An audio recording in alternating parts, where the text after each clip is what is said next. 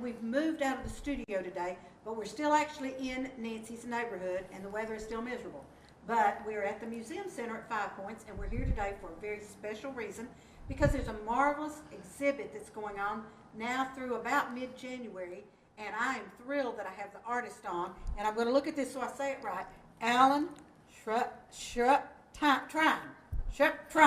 Okay, Right. I got it finally. Okay, but Alan is with me today. Alan, welcome. Thank you so much. It's good Appreciate to have it. you on today. And this whole area is full of Alan's pictures. And what I'd like for you to tell everyone, Alan, if you don't mind, start out with, you did not start out as an artist. That's correct. You know, I come from an artistic family, Yes. but I've been, I've been working in art all of my life. And my father was a full-time artist. And, my first apprenticeship actually was watching him paint when I was just a toddler. So I actually painted all my life, particularly in watercolor, which is what my father specialized in. But I started out, though, in the corporate world, actually becoming a picture framer. And I was his framer along with a number of other artists around the country. And it wasn't until the year 2000 that I became a serious artist and started selling my work. And then in 2010, I became a full-time artist. Okay, so great. So that is, your profession now is actually professional artist. That's correct. And that is awesome. Now, let me just ask this. Did you go to school to be an artist, or this is just a natural talent? Oh, sure. I took art all through school, all through elementary school and high school, and then further in college. And then I've apprenticeshiped all over the world as well. Taking workshops from other artists and whatnot and trying to hone my craft and really practice, But my father set a really high bar. Boy, he did. That's for sure, yes. Because he was a wonderful artist. And I know when we had Case and Art, we framed a lot of his pictures, which are some of them are similar to the style you do, but some of them are not. Well, yeah, and my father, in his prime, was pretty much the 1970s and the 80s, and Hubert Chevron was his name. He passed away in 2006. And I think truly he was one of the greatest American realists that ever lived. Had he had the same marketing that Andrew Wyeth and some other painters had, you never know. He could be an international name today. Absolutely, and a lot of his art reminded me of that gentleman that you just mentioned. And so I think it's amazing how you all can do this. I just think it's amazing. I can see things in my mind, but I can't put them on canvas. Well, thank you very much. Watercolor, people have asked me, why in the world did you choose watercolor? Among the field of artists, if you were to ask them, what do you think about watercolor? They all shun away from it generally because they consider it the most demanding of mediums. But, however, for me, it just comes naturally. And it's probably because I watched my father early on in the formative years do it, and I find it my go-to medium because of the fact that, because of that exposure that I had. And, my father started out as an oil painter. I did not know that. He was an abstract expressionist. Oh, wow. And could paint really any style. And he used to actually, enter a lot of juried competitions. And he would research the judge and find out what the judge wanted to see, and then he would go paint that style. So he could paint everything from Picasso to Chagall, to some of the early American Impressionists, to Edward Hopper and whatnot. And then, later on, when he started, coming into his own and trying to figure out what exactly was going to be his style, he started painting the things that he wanted to do and finding his style, and he ended up in realism. Mm-hmm. And I naturally gravitated to that because of my exposure watching him as a child. And so realism is all I know. And I've actually tried to paint an abstract painting before, and I just simply can't. I just cannot imagine, because he was so Andrew Wyeth-like in a lot of his paintings. I just can't even imagine him doing abstract expressionism. Oh, yeah. I should show you some of the early works from the late 50s, early 60s. We were living in the Bahamas then, and I was born in 1963. Okay. And so right after I was born in 63, we moved to Nassau, Bahamas. And we were very poor back then. And my parents drove around the island for 2 days trying to find a place to live, and they finally came to this little cottage. Actually, it was a set of 4 cottages. And we moved into there. It was about 1,000 square feet with 3 kids and 2 dogs. And we had this little tiny crabgrass front yard, but it was right on the beach, though, 75 yards from the water. And we basically lived off the land. I mean, my dad would trap fish in a fish trap that our yard man helped us make. And he would swim out to a little buoy every morning and dive down and lift the trap up out of the water. And we would, we ate everything from triggerfish to red snapper to lobster and whatnot. So those were the early years. And my dad was, he was painting abstract expressionist paintings out on the docks where the ferry boats would come in and out of the Bahamas. And he was selling his paintings for anywhere from $5 to $10 a piece way back when. I can almost see that, though, island life and island colors. And because I know once upon a time we opened a art manufacturing place in Guatemala, and I had to steer them away from their colors, which are not the colors we were using in the United States. Sure. So if you're on the islands, I can see where you would be doing some abstract. Right, and then of course from there, after we moved back to the States, we've lived in a lot of different places up and down the eastern seaboard.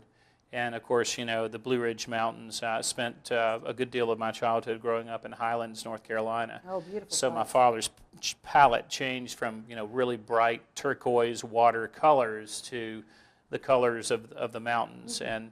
And these are the colors that I know the best. This palette that I'm painting in now in my Appalachian Mountain series. And let's talk a minute about this series, because the serpentine. So explain to our listeners what we're talking about with that. Well, a collection of paintings that I'm working on right now is called the Serpentine Chain Collection. And there will be 100 paintings in the collection. Wow. And after I finish all of the paintings, and I have about 8 or 9 more to go, then we're going to produce a coffee table book, and we'll launch that in September of 2019. And just like my father was paired with James Dickey, author of Deliverance, in the 1970s to produce Jericho, the South Beheld, which was published in 1974, I also have aligned myself with a fabulous author, Jennifer Farr Davis, and we're doing a book called I Come From a Place. And it's sort of esoteric, but essentially I am celebrating, and she is as well with her beautiful text. We're celebrating the beauty and the Celtic connection of Appalachia. The reason that it's called the Serpentine Chain Collection is that we're actually following a semi-precious mineral that aligns itself with the Appalachian Mountains called serpentine. Now, serpentine is a steatite mineral that exists all over the world in various different colors, but along the Appalachian Mountains, it's a beautiful green color, from dark green to light green and speckled. And the ancient Celtics believed that serpentine held magical powers, and it was called that because if you held it in your hands, you could feel the magic of it crawl up your arms like a serpent. Wow. Okay. And they made various different things out of it, such as pestle and mortars and objects of art. And then the eastern seaboard, the Native Americans also cherished the stone for ceremonial beads and masks and so forth. And so we are, following this vein of serpentine that goes along the Appalachian Mountains. And if you get on the Appalachian Trail in North Georgia, in Springer Mountain, the serpentine begins to follow underneath your feet. And when you get up to the end of the Appalachian Trail in the center of Maine, in Baxter State Park at Mount Katahdin, the serpentine starts to dwindle down. And by the time you get up to New Brunswick, Canada, it virtually disappears. And the only other place in the world that this beautiful dark green mineral shows up is over in Britain, running from south of Cornwall, England, all the way up into the Orkney Islands, and then it briefly shows up again in Iceland, and then up to the Arctic Circle. So we are drawing upon this connection of the Appalachian Mountains people to their Celtic brethren across the pond, and essentially this book is about coming home, because when those settlers came to America, they settled along the Appalachian Mountains, and their offspring is still there today after 250 years. Absolutely. So. Now, have you hiked all of that, or yes, you have? Well, I figured you said that. I've hiked about 2/3 of the trail. Okay. If you put all of my sections together, I've probably hiked about 2/3 of the trail. there are three kinds of hikers. There is a through hiker that takes 6 months off of his or her life and just does the trail from one end to the other. Then there is a section hiker that picks up where they left off before. And then there is a flip-flopper, and that is somebody that just simply goes wherever. And that's kind of what I've done to find my subject matter of the last 5 years. I've been going back and forth to the trail in no particular order or place, looking for those special subjects that speak to me. My dad used to call it the X factor. You know, if something had that X factor and it was worth painting, it just simply pulled at your heartstrings, and it had drama within it, whether it be a peace and a calm, or whether it be a really dramatic shadow cast across the side of a house, whatever. But I'm looking for those things, and I go out on these 3 and 4 day inspirational trips and bring all that knowledge back with me, and go to my studio and look out mountain and paint the paintings. Okay, now do you photograph while you're out there so you can remember? Right. I use digital photography. I also do loose watercolor studies while out on the trail. Oh, okay. And then I do pencil sketches. And then armed with all of that, I bring that back and line it up all around my easel and go ahead and paint the finished painting. And that's where your creativity comes in. That's right. And I think that's awesome, because when I first heard you talk about the Serpentine Trail, I wondered if you picked places that you went to, but you just kind of walk and become inspired. That's right. And, Jennifer Farr Davis is not only a magnificent author, but she is a world-renowned athlete as well. She holds the women's fastest Appalachian Trail hike for a supported hike, and in the female category. Wow. And I think she did the trail in something like 46 days, 13 hours. She averaged 49 miles a day, getting up at 4 o'clock in the morning and then essentially running. It would be a run for you and me. All the way until 10 p.m. and then getting up and doing it all over again. And her husband, Brew, and a handful of other friends were going out in front of her and handing her food and water and so forth so that she could make this amazing trek.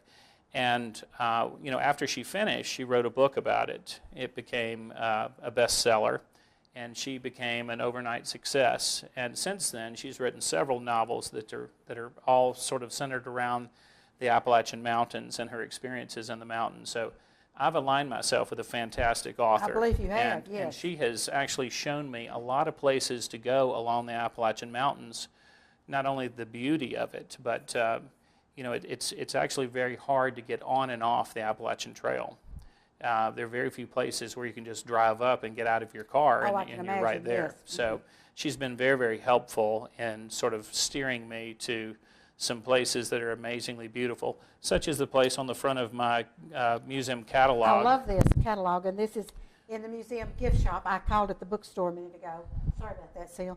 But it is in the museum gift shop, and they're autographed. Yeah, this is this was a place called Max Patch, which is not too far from Hot Springs, North Carolina. And from this bald, and there are many, many balds along the Appalachian Mountains, from this bald, which is more than 4,000 feet in elevation, you can look out and see all of the Smokies and the Blue Ridge Mountains all at once, and it's just a very reverent place. And I had gone there to paint it on a sunny day, but the mist started rolling in, and I just thought, wow, that's really just as dramatic. So I decided to paint it. We see the mist up there, and I love the Queen Anne's lace. Yeah, so that's beautiful. The name of this painting is called Mist and Lace, and it's become one of my favorites. Mist and Lace. Well, let's talk just a minute about this painting that's behind us. This is on canvas. No, these are all watercolors. But it's on we don't have to have a piece of glass over it. That's right. And I don't know if we have enough time to explain this before the break. Go ahead. We'll do whatever. Yes. But this is a process by which I can display my watercolors without glass. I've been working on this technique for about 15 years now. And it's a long, drawn-out process, but essentially it is scuff-proof, waterproof, and UV-proof. And wow. It's just as durable as an acrylic. But the actual medium is watercolor on paper. I love it. And I love the thing, sitting up here as close as I am to it, this is going to be really picky, but I could see the pipe in this gentleman's mouth. I mean, this is so detailed. It's phenomenal. And the name of this is? Stirring the Mash. Stirring the Mash. And those of us in East Tennessee know exactly what stirring the mash means. This is beautiful, absolutely beautiful. And there's paintings all over the museum that Alan has done. And we want everybody to come down here and see these and hopefully visit with Alan some. The exhibit's going to be here through January 17th. 17th, so there's plenty of time. Folks, this would make a great Christmas present, too. We're going to take a commercial break, like we usually do. Watch our commercials, support our sponsors because they pay our bills. And Alan and I'll be right back with the second segment in just a few minutes, so don't go away.